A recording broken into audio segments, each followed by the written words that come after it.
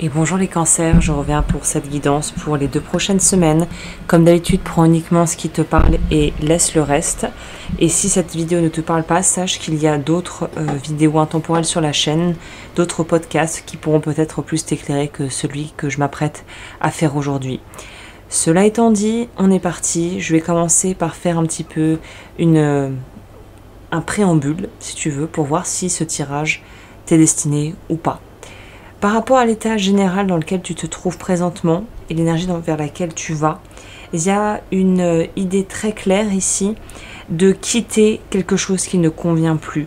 Peut-être qu'on a ployé sous le poids des contraintes ou peut-être même dans certains cas d'une forme de soumission face à l'autorité, face à des gens. Il y a cette notion de se retrouver un petit peu en fait peut-être pris aussi entre l'enclume et le marteau, comme on dit, c'est-à-dire ne pas arriver à avoir de visibilité sur le moyen long terme par rapport à une situation qui est d'ordre soit peut-être professionnel, soit sentimental, ou dans certains cas des deux. Donc là, on voit que on veut éviter le conflit à tout prix, on veut en fait amortir les frais et la casse, et je pense qu'au vu de ce que le tirage, la guidance nous amène, je pense que c'est tout à fait non seulement justifié, mais intelligent que de vraiment se poser pour être sûr de voir si, finalement, est-ce que le jeu en vaut la chandelle. Je pense que c'est les questions que vous vous posez actuellement, je pense que vous êtes pour la plupart préoccupés par une situation ou quelque chose qui demande réflexion et en même temps qui semble finalement assez clair. C'est-à-dire que si je dois me positionner et te donner les conseils par rapport à ce que les cartes me donnent, me retranscrivent, tout en sachant que, encore une fois, c'est qu'un point de vue, j'ai absolument pas la vérité universelle. Là, ce qui semble somme toute évident, c'est cette notion d'accepter les mains tendues, d'accepter les opportunités qui arrivent, et de laisser en fait le reste. C'est-à-dire que, quel exemple est-ce que je pourrais donner?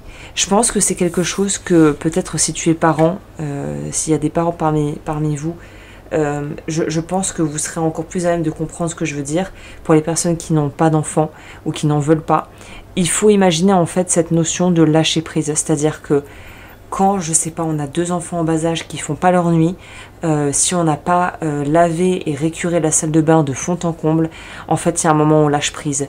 Si le salon est un peu en dessous, si voilà, on n'est pas aussi bien propre sur soi, et ben en fait on s'adapte, c'est-à-dire que bon, tant pis, il faut mettre le t-shirt plein de vomi de la veille du bébé qui a pas bien fait sa nuit.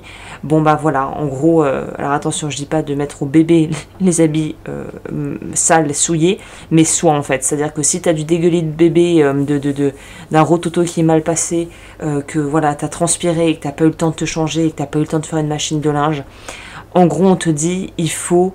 Je crois que le message, c'est de pouvoir économiser ses forces. Voilà, c'est ça, j'y suis. C'est économise tes forces. C'est ce qu'on te recommande au vu de la situation telle qu'elle est. On me signifie pas ici que tu es en burn-out, que tu es au bout du rouleau, que tu es au bout de ta vie pour parler simplement. Mais on me dit juste économise tes forces parce que si tu ne le fais pas, tu vas finalement te retrouver plus mal en point que tu l'es peut-être déjà, alors que là il y a une voie de sortie qui t'est proposée, et s'il faut injecter un dernier coup de boost, un dernier coup d'énergie, si t'as plus les ressources, si la batterie elle est à sec, on pourra pas faire avancer la voiture. En gros, c'est un peu ça que je ressens pour toi. On va voir qu'est-ce que nous disent les cartes concernant la vie relationnelle pour voir si ça impacte aussi ce domaine du coup. Ok, intéressant. Oh là là, c'est très en dents de scie ce tirage. C'est-à-dire qu'il y a plusieurs leviers d'action, il y a plusieurs grilles de lecture comme à chaque fois, mais là quand même ce qui revient globalement, c'est cette notion de les gens disent, les gens conseillent, peut-être que toi aussi tu t'investis dans des situations où tu n'as pas à t'investir, peut-être qu'en fait il y a trop de bruit autour de toi, de tes relations, de ce que tu fais, quelque part peut-être que les gens autour de toi se permettent de donner leurs avis, qu'on leur a même pas sollicité, qu'on n'a même pas sollicité pour dire ce qu'ils pensent de telle chose ou telle chose ou telle chose. Et là, il y a cette notion de faire le vide en fait. Il faut arriver à faire le vide et à plus se sentir en fait trop investi par des choses qui ne te regardent pas, ou de ne plus laisser les autres trop investir, on va dire, ton champ personnel, ta vie privée, ce que tu fais toi dans ton coin, qui n'a rien à voir, enfin, où les autres finalement n'ont pas à donner leur avis, n'ont pas à avoir une influence sur tes choix. En gros, on te dit ne sois pas influençable, ne te laisse pas finalement mener par des gens et ce qu'ils pensent, parce qu'ils ne sont pas toi et ils ne peuvent pas savoir ce que tu vis.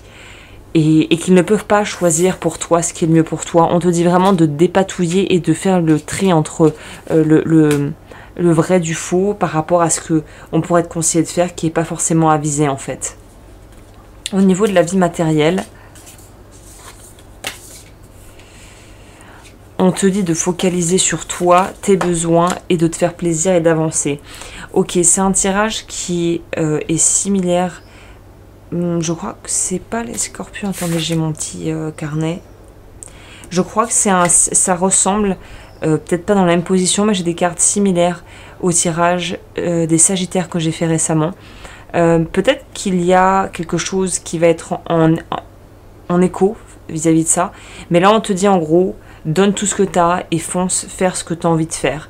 C'est-à-dire que là, on te dit déjà peut-être, si tu te serrais la ceinture depuis des mois, peut-être si tes finances te le permettent, de t'autoriser à faire quelque chose pour toi. Et c'est pas forcément acheter quelque chose de coûteux ou prendre, je sais pas, réserver une croisière ou je sais pas, quelque chose d'exorbitant.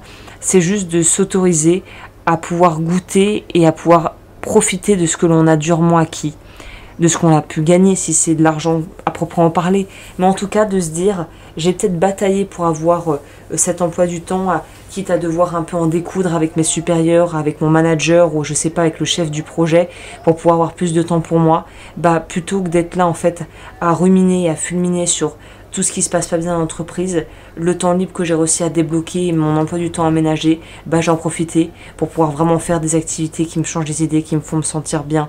Si c'est, bah punaise, j'ai énormément travaillé, j'ai pu mettre de côté, et là, voilà, j'ai pu en fait mettre des fonds pour une activité ou pour m'offrir quelque chose qui pour moi symboliquement représente quelque chose. Là, on te dit fais-le en fait. Profite parce que si tu n'en fais rien, finalement ça va peut-être te faire passer à côté d'une forme de rétribution que tu peux t'autoriser. En fait, c'est un peu ça que je ressens. Au niveau de ce qui est plus inconscient, de ce qui se trame dans les coulisses, on nous dit que le mental est assez affûté, l'envie d'être soutenu très présente. Et là, en fonction des cas, évidemment, ça sera chacun y verra un peu, voilà, ce qui te correspond. Je peux pas parler au nom de tout le monde là, mais il y a quand même cette notion de qu'est-ce qui est moi, enfin qu'est-ce qui m'appartient, plutôt devrais-je dire, et qu'est-ce qui m'appartient pas. Et de se positionner de cette manière très froide et presque détachée, et de se dire qu'est-ce que je porte, que j'ai envie de porter, qu'est-ce que je porte, que je veux pouvoir lâcher par rapport à moi-même, qu'est-ce que je porte pour les autres, que j'ai plus envie de porter, et qu'est-ce que je suis prêt ou prête à faire pour aider mes proches, aider mon prochain, je sais pas, en fonction de tes croyances. En gros, faut voir ça un peu comme un espèce de... comme une espèce de pièce de théâtre, on pourrait dire, où on sait que chaque action va donner une réaction et va donner en fait une nouvelle direction à l'histoire et à la trame de l'histoire. Et l'histoire en question, c'est ton histoire, c'est celle que tu es en train de décrire. Donc on te dit, choisis un petit peu comme si tu étais scénariste du film, qu'est-ce que tu as envie de vivre et qu'est-ce que tu as envie de voir éclore dans l'histoire et de voir germer dans l'histoire. Au niveau du challenge, ce qui pourrait être un peu challengeant, sacré tirage. Ce qui est challengeant, c'est de pouvoir arriver à faire cohabiter sans essayer de lutter ou d'oppresser une des facettes ou plusieurs facettes de toi-même qui sont en conflit. C'est-à-dire que peut-être qu'une partie de toi a envie de faire ça, une autre a envie de faire exactement l'opposé. Et là, c'est d'arriver en fait à trouver un moyen d'écouter ces facettes de toi qui sont là évidemment pour te signifier des choses, des dysfonctionnements ou des choses qui ne semblent pas être équilibrées dans ta vie. Et tout ça a l'air de se jouer plutôt de façon sur un plan émotionnel.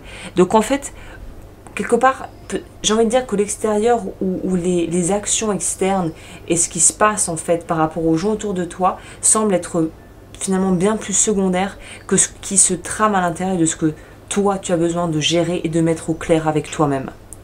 C'est-à-dire que ce que tu projettes à l'extérieur et ce pourquoi tu pourrais être dans une forme de détresse, d'injustice, de colère, il faut voir en quoi toi peut-être tu as besoin de faire le travail d'abord en passant par toi, en étant au clair. Plutôt que de taper un peu, ça me fait penser l'image que j'ai. Alors je sais même pas comment ça s'appelle. Je pense que c'est plutôt anglo-saxon, c'est plutôt nord-américain pour être plus large. C'est cette espèce de truc où il y a des marmottes qui sortent et il faut taper avec un marteau. Enfin, un marteau en bois. On voit ça dans certains dessins animés. C'est le truc sort, il faut lui taper sur la tête et on gagne des points, je crois. C'est cette notion de, là, il va y avoir des marmottes qui sortent un peu partout. La vraie question, c'est de savoir, est-ce que tu auras besoin de t'acharner dessus et de taper dessus? Si oui, voilà, localiser les attaques, on va dire, ou en tout cas les coups portés. Et si finalement tu te rends compte que c'est un jeu perdu d'avance, d'avoir finalement l'humilité de se retirer d'une partie qui n'était pas à toi, de toute façon, qui n'était pas à jouer. Voilà. Donc ça sent le nouveau départ à l'horizon, hein, qui va poindre le bout de son nez. On va voir ce qu'il en est dans les prochaines guidances. Sur ce, je vais m'arrêter là, je pense, c'est déjà assez complet. J'espère que cette guidance, ce podcast aura pu t'éclairer. N'hésite pas comme toujours à liker, commenter, t'abonner, me rejoindre sur Patreon. Et je te dis à très vite pour de nouveaux podcasts. D'ici là, prends bien soin de toi.